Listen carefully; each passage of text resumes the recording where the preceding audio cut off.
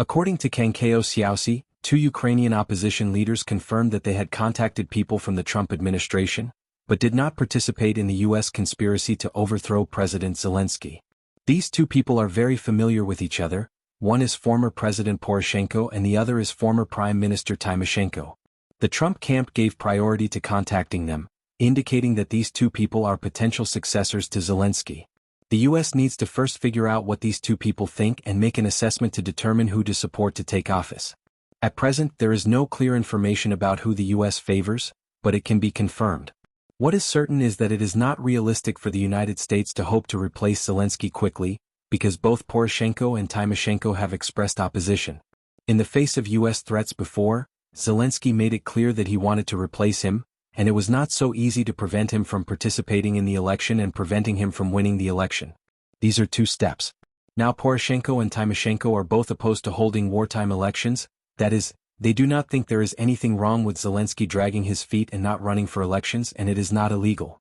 This is also what Zelensky himself has repeatedly emphasized. There is still a consensus on this point. Of course, the reasons for the consensus are not the same. Zelensky's confidence lies in the fact that he had a big quarrel with Trump in the White House on behalf of Ukraine.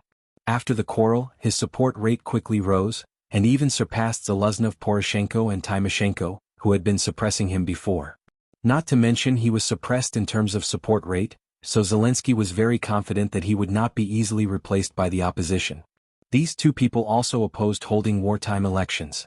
There must be a reason that Zelensky's momentum is too strong. Now Ukrainians are because he dares to confront Trump and support him. If the opposition cooperates with Trump to replace Zelensky, what will Ukrainians think?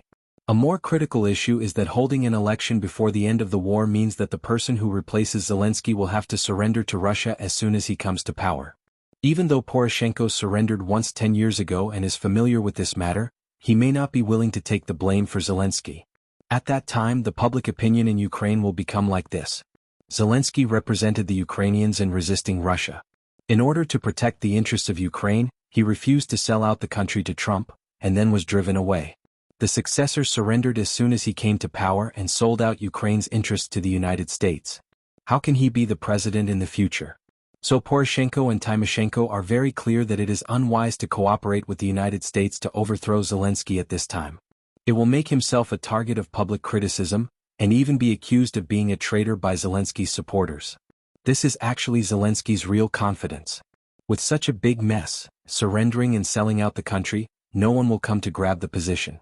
Those ambitious people are waiting for Zelensky to finish all these messes, take the blame and come out to take over.